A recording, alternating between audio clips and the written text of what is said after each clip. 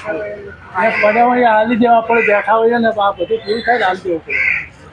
ઓમ નમઃ શિવાય, નમઃ શિવાય. પંચાક્ષર છે. ઓમ નમઃ શિવાય, નમઃ શિવાય. હે શિવ, હું તમને નમન કરું છું.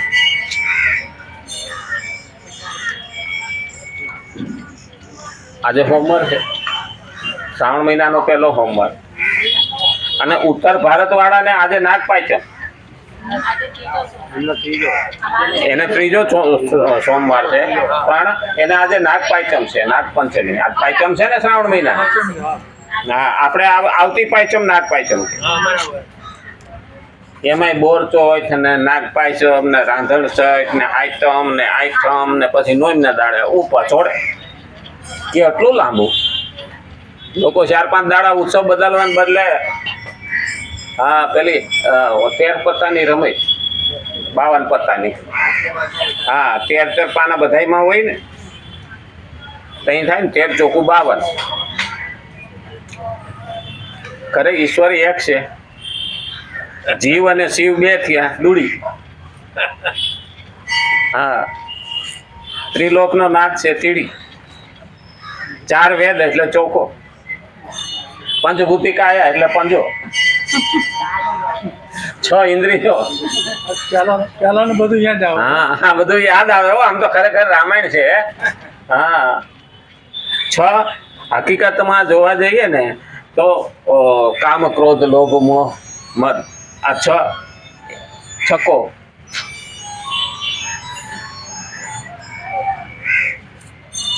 અને 7 મહત્વની કળા, 8 દિશા મહત્વની,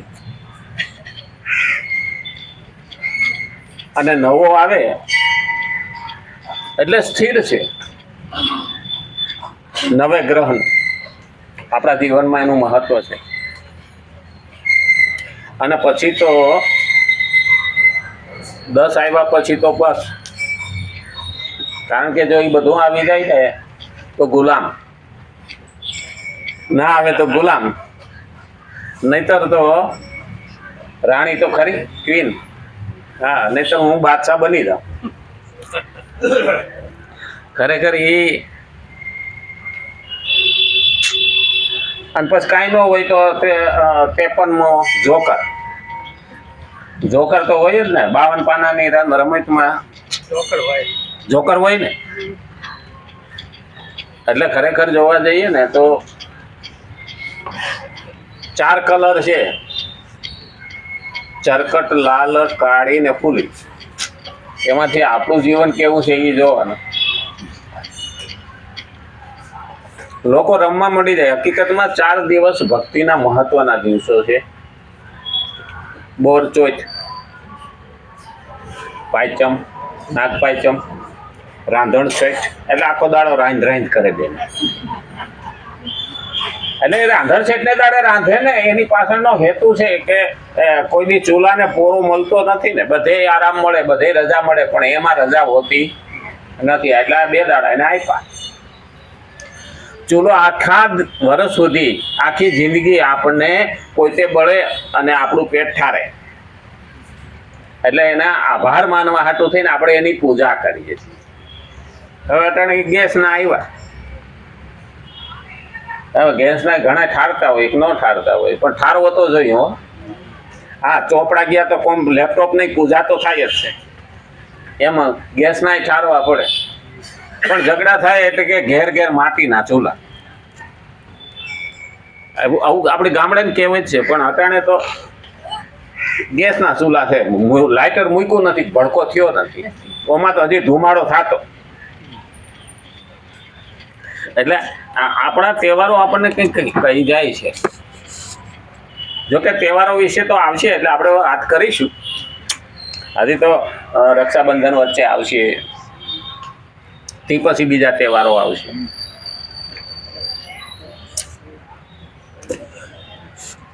તહેવાર અને વ્યવહાર, જેટલો ખર્ચો કરીએ એટલો ઓછો. અત્યારે દશામાનું હાલે ને તો ઘણા મોટી મોટી મૂર્તિ લાવે. હું એનો વિરોધી નથી. મોટી મૂર્તિ કરતાં મોટી શ્રદ્ધા રાખવાની જરૂર છે. મૂર્તિ તો અવળી હોય ને તોય બહુ થઈ. મૂર્તિ એ દેખાડવાની વસ્તુ નથી. મૂર્તિ તો મારા મનને સ્થિર કરવાની વસ્તુ છે.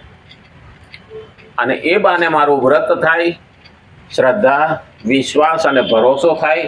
એટલે અને કાંઈ મહેનત જ ન કરીએ ને આરતી ઉતાર્યા કરીએ તો ભગવાન થોડા આપણા ઘરમાં નાખી જવાના છે. કર્મ કરી અને કર્મમાં હું આડું આવે છે અને માણસ કયા પાપમાં જોડાય છે એની વિશે ભગવાન આપણને કહે છે. શ્રીમદ ભગવદ્ ગીતા 3 અધ્યાય 37મો શ્લોક આપણે જોઈએ. બહુ દિવસ થઈ ગયા ને.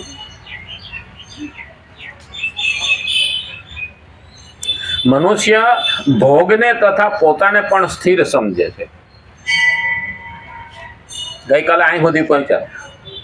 માણસ ભોગને અને પોતાને પણ સ્થિર સમજે. આપણે પણ સ્થિર નથી હો. હા, ઘણા એવું હોય કે હું હાલતો નથી પણ હલું તો શું. એનો મતલબ આપણે 20 વર્ષ સુધી જ્યારે બેસી રહીએ ને કાંઈ પણ કર્યા વિના તોય સાળીએથી શરૂ થાય અને 60 વર્ષ સુધી બેસી રહીએ ને તો બૂઢો થઈ જાય પણ એમાં એને કાંઈ મહેનત કરવાની હોતી. એટલે આપણે એને સ્થિર માનીએ છીએ.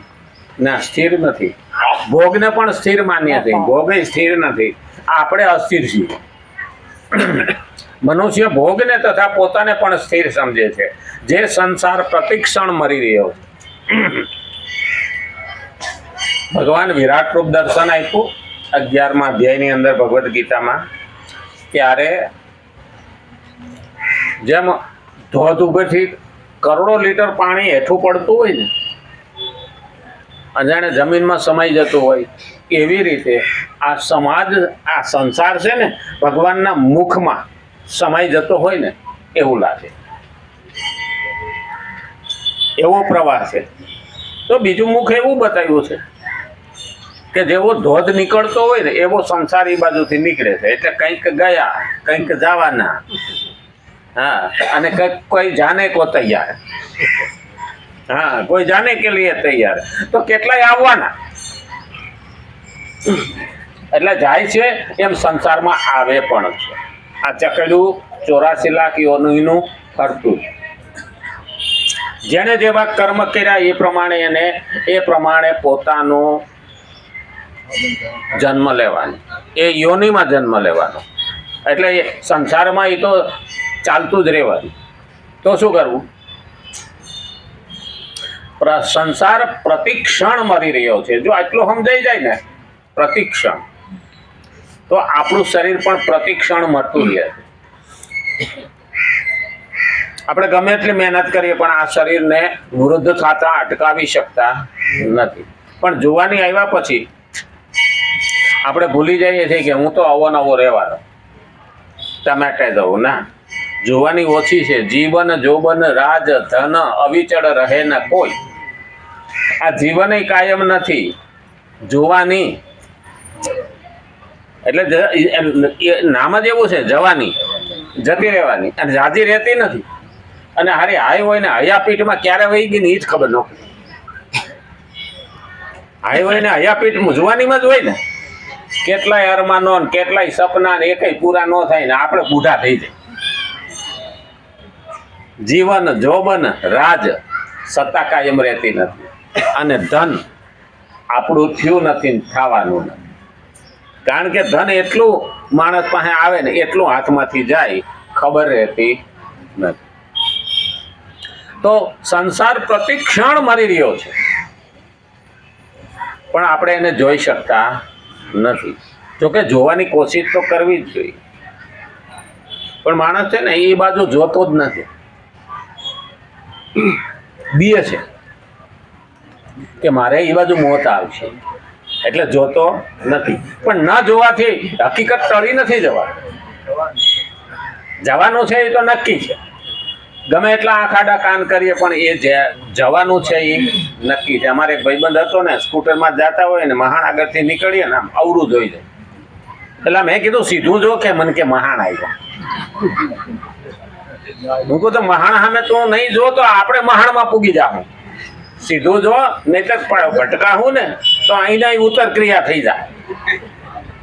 શમશાનથી ડરવાની જરૂર નથી. અહંકાર આવે ને તો એકાદો આટો શમશાનમાં મારી આવે કે અહંકારી રાવણ પણ અહીંયા આવ્યો હતો, દુર્યોધન પણ અહીંયા આવ્યો હતો, ને આપણે પણ અહીંયા આવવાનું છે. એટલે અહંકાર રહે નહીં. અહંકાર ન રહે એમ ભેગું આવવાનું નથી. આ બધું સંસારની વસ્તુ નષ્ટ થઈ રહ્યો છે. ઘડી ક્ષણે ક્ષણે સંસાર નષ્ટ થઈ રહ્યો છે. તે સંસારથી સુખ લેવાની ઈચ્છા કેવી રીતે થઈ શકે? જે ઘડીએ ઘડીએ નષ્ટ થઈ રહ્યો એનાથી સુખ લેવાની કોશિશ શું કરવી જોઈએ? આમ તો ખરેખર ક્ષણિક આનંદ છે. સંસારનો ક્ષણિક આનંદ છે. એનું વર્ણન ના થાય.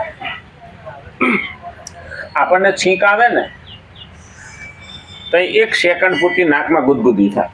હવે કોઈ એમ કે આ જે છીંક આવી ને એનો આનંદ આવ્યો ને એનું વર્ણન કરો, થાય ખરું? એ તો અનુભવીને ખબર ના પડે. તો આ એવું જ છે હો. સંસારને આપણે જે સુખ માટે દોડીએ છીએ ને એ હાથમાં આવતું જ નથી. એટલું મળી જાય પછી આમ કરું, એટલું મળી જાય પછી આમ કરું, એટલું આમ થઈ જાય પછી આમ કરું, ક્યારેય થવાનું નથી. તો શું કરવું?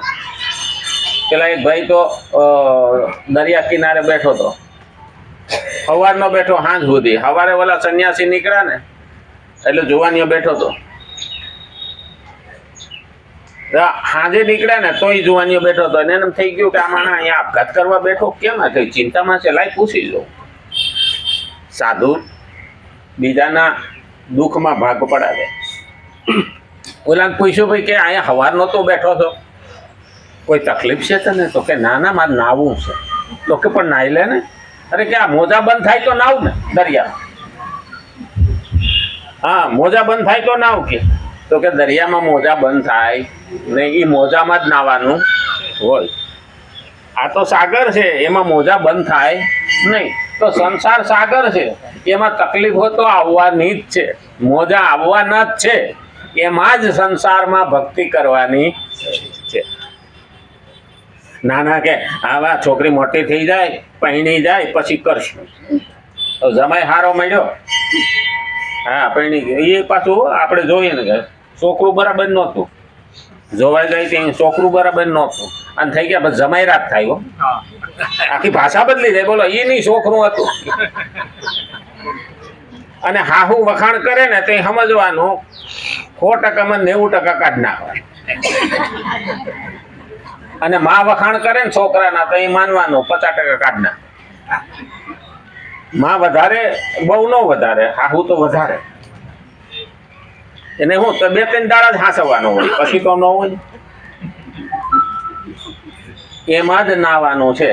દીકરો પરણી જાય, દીકરી પરણી જાય, દીકરાને ઘેર દીકરા આવી જાય, દીકરીને ઘેર સંતાન થઈ જાય. આમાં આપણે એક એક કામના, એક એક ઈચ્છા વધતી ગઈ અને આપણી ભક્તિ રહી. પછી ગયું કાન ગયા, આંખું ગઈ, પગ ગયા, હાથ ગયા. અંગમ ગલિતમ પલિતમ મુંડમ દસન વિહીનમ જાતમ ટુંડમ રુદ્ધો યાતિ ગૃહિત્વ દંડમ. હાથમાં લાકડી લઈ આવી ગઈ, શરીર ધ્રુજવા માંડ્યું, આંખે દેખાય નહીં, નેવા માંડવાના, હેચણ હાલે નહીં એટલે હાલી ન હકીએ. રામ ભજી લે પ્રાણીયા, પછી ભજાશે નહીં, કાયા થશે જાદરી, પછી બેઠું રહેવાશે. આમાં જ આપણે જીવી લેવાનું, આમાં જ ભક્તિ કરી લેવાનું, સત્કર્મ કરવાનું. તે સંસારથી સુખ લેવાની ઈચ્છા કેવી રીતે થઈ શકે? પરંતુ સંસાર પ્રતિક્ષણ મરી રહ્યો છે. આ જાણકારીનો તિરસ્કાર કરવાથી જ સાંસારિક ભોગની ઈચ્છા થાય છે. એ હકીકતનો વિચાર જ નથી કરતો, ત્યાગ કરે. ચલચિત્ર એટલે સિનેમા, એમાં પાકેલી દ્રાક્ષ જોવા છતાં પણ તેને ખાવાની ઈચ્છા થતી નથી. હા, આ સિનેમા આવે ને, પોતાની માને મૂકીને સિનેમાને વળગ્યા નહીં. આ સિનેમા નામ સારું હોય. સિનેમામાં જોવા જઈએ ને તો ચલચિત્ર જોવાય. આપણી આંખની આગળથી 1 સેકન્ડમાં હોલ ફોટા નીકળે એટલે હાલતું ચાલતું દેખાય, એનો આની વૈજ્ઞાનિક નિયમ. પણ એમાં પાકેલી કેરી હોય, પાકેલી દ્રાક્ષ હોય, ખાવાનું મન ન થાય. હા, પણ કોઈક આંબલી ખાતું હોય તો પાણી મોઢામાં આવે. હો, કાતરો ખાતા હોય ને એ હારું તરત અસર કરે. હું પહેલી વખત મેં 7મા ધોરણ સુધી તો ફિલ્મ જોઈ નહોતી. 8મામાં આવ્યા પછી ફિલ્મ જોવા ગયા, મને લઈ ગયા. હવે ત્યાં તો થિયેટર એવા 2 બેલા મૂકેલા, 2 બાજુ માથે પાટિયું મૂકેલું, એમાં બેસવાનું, બાકડા કે ખુરશીઓ કાંઈ હતું નહીં. તે ફિલ્મનું ગીત આવ્યું ને એટલે સામે ઝરણું આવ્યું. એમાં તો નદીનું આવે ને ઝરણું, ખડખડ વહેતું પાણી. તો હું તો પગ અધે લઈ લીધા. હા, ઓલા મને કે શું થયું? હું કોઈ પાણી આવ્યું? એ કે અહીંયા ન આવે, એ તો પડદામાં જ રહ્યા. પણ જદી ન જોયો હોય ને, હા, અમારા અમુક ડોશીઓ નામે જય સંતોષીમાં જોવા લઈ ગયા ને, ફિલ્મ આવ્યું હતું સંતોષીમાં, કઈ નવું નવું હતું. તે અમે નિહાળમાં ભણતા, તે એ ગામમાંથી લઈ ગયા. માજીએ કોઈ ફિલ્મ જોયું નહીં, ઉંમર લાયક થઈ ગયા તો, અને જોયું એ સંતોષીમાં મારી માં એ તો ખુરશીમાંથી ઉઠીને નારિયેળ ફોડવા જાય ત્યાં પડદા પાસે. બોલો, એને તો જાણે સંતોષીમાં સામે આવી ગયા. સિનેમા ચલચિત્ર છે, એમાં દેખાતી વસ્તુ ક્યારેય એને હાથ લગાડીને આપણે લઈ ન શકીએ કે ખાઈ ન શકીએ. તો તેને ખાવાની ઈચ્છા પણ ના થાય.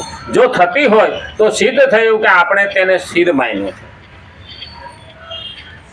સિનેમા ખાવાની ઈચ્છા થાય ને તો પણ એ હાથમાં આવતું નથી, આપણે એને સ્થિર માનીએ છીએ. પરિવર્તનશીલ સંસારને સ્થિર માનવાથી વાસ્તવમાં જે સ્થિર તત્વ છે તે પરમાત્માની તરફ અથવા પોતાના સ્વરૂપની તરફ દ્રષ્ટિ જતી જ નથી. સ્થિર કોણ છે? પરમાત્મા. અને અસ્થિર શું છે? સંસાર. હવે આપણે ઊંધું કરી નાખ્યું, આપણે સંસારને પકડી રાખ્યો, ભગવાનને ન પકડ્યો. જે સ્થિર હતું એને ન પકડ્યું, અસ્થિરને પકડી રાખ્યું. એટલે એ તો છૂટવાનું જ છે. કાં તો ઈ જાહે, કાં તો આપણે જાઓ, બેમાંથી એક તો થાય. તો શું કીધું? સ્થિર ભગવાન છે. તો ઘણાને એવું લાગે ભગવાન દેખાતો નથી. ભગવાન દેખાતો નથી તો અમે થોડાક એને માનીએ. ઘણા આવું કે આ બધા ગરમી થાય ને એટલે આમ પંખો હલાવે. હવે એ હલાવે એટલે શું થાય? હવા આવે ને, પંખો હલે દેખાય, હવા દેખાય, પવન દેખાતો નથી, છતાં આપણને ઠંડક લાગે. આમ હલાવીએ ને એમાંથી જે પવન આજુબાજુ હોય ને એ લઈને આપે. પણ એ પવન દેખાતો નથી, એની અનુભૂતિ થાય ને કે પવન આવ્યો, આમ આમ કરવાથી પવન આવ્યો. બસ ભગવાન આ જ છે, જે દેખાતો નથી પણ અનુભૂતિ થાય. જે અનુભૂતિ નથી થતી એ માણસને કાં તો મગજ નથી અને કાં તો ખોટું પડેલું મગજ છે.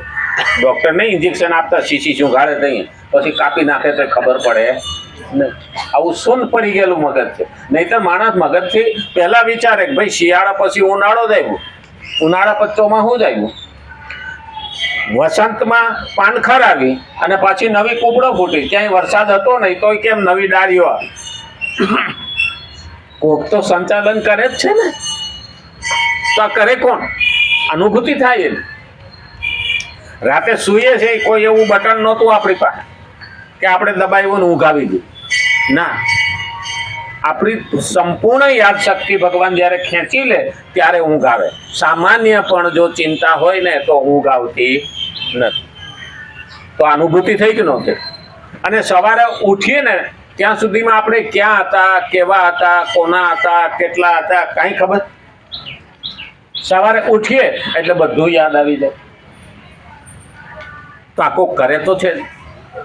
આપણે આરામથી દાળ ભાત શાક રોટલી બધું સંભારા ખાઈ લઈએ, અને સ્વાદિષ્ટ હોય તો 2 બટકા વધારે ખાઈ. પણ હાન થતા થતા એ કોણ પચાવે? એમનેમ તો થતું નથી. તો એનો મતલબ એવો છે કે કોક કરનાર છે, એની અનુભૂતિ છે. અને એટલે જ ભગવાને 15મા અધ્યાયનો 14મો શ્લોક કીધો, અહમ વૈશ્વાનરો ભૂત્વા પ્રાણીનાં દેહમાશ્રિત પ્રાણાપાન સમાયુક્ત પચામ્યન્નમ ચતુર્વિધમ. આ તોય એને કીધું 4 જાતનું અન્ન હું તારા શરીરમાં પચાવી લોહી બનાવું, તને શક્તિ પૂરી પાડું. અને એ શક્તિથી આપણે કમાઈએ છો. અને તોય આપણે ભગવાનને કહીએ તું ક્યાં છો, તું છો કે નહીં, સારી મારે જરૂર નથી. ઘણા રૂપિયા આવી જાય ને એટલે તાજા તાજા પૈસા વાળા થયા હોય એનામાં એ અભિમાન પેલા, મારે કોઈની જરૂર નથી. એની દિશા કેવી થઈ જાય? પાવાગઢ ટોચ ઉપર જાય અને નીચે તળેટીમાં હોય એ હગા વાલા આ તે બધાને એવા નાના જ સમજે. એ ઊંચો ગયો, પણ એને ખબર નથી કે ભાઈ તળેટી વાળાથી તું દૂર થઈ ગયો. ઘણા પાસે એવા તાજા રૂપિયા વાળા થયા હોય ને એ હગા વાલા કુટુંબ બધાથી દૂર થઈ જાય. અને એટલે ધ્યાન રાખવું જોઈએ કે એવા મોટા ન થાવ કે ખજૂર અને તાળ જેવા, કે ભૂખ લાગે તો ફળ ન મિલે અને ધૂપ લાગે તો છાંવ ન મિલે. હા, એ બે ફળ કઈ કામ આવે નહીં. જીવનમાં બધું જોઈએ. મોટા થાવ એને વાંધો નહીં, અને મોટો માણસ થાય ને, આમ તો ખરેખર મોટો ગણવો કોને? આપણે ત્યાં તો એવું કીધું કે શીલવંત નર ને વારે વારે નમીએ પાનબાઈ. ચારિત્રની કિંમત છે. આજે માણસ પૈસાની કિંમત કરવા માંડ્યા છે. આજે વધારે પૈસા વાળાને આપણે હારો ગણવા માંડ્યા છે. હકીકતમાં આપણા સનાતનમાં ચારિત્રવાન જોયું છે. રામ, કૃષ્ણ કે દશરથ કે રઘુ કે ભગીરથ, આ બધાને યાદ કરવાની પાછળનું કારણ શું છે? અતિ મહેનત કરી અને જે સફળતા મેળવીને એને આપણે કામમાં શું કહી, ભગીરથ જેવું કાર્ય. ગંગાને લાવવામાં 5 પેઢી ભગીરથની વહી ગઈ. એટલી મહેનત કરી. અને સગરના 60,000 પુત્રો. એની મુક્તિ માટે મને તો એવું લાગે છે કે 60,000 ખેડૂતો હતા ને એના સુખ સંપત્તિ માટે થઈને કે આ ભગીરથ લાયા છે ગંગા, કે પાણીમાં તકલીફ ના પડે. આપણે ગુજરાત તો ન પાણીઓ જ હતું. આપણે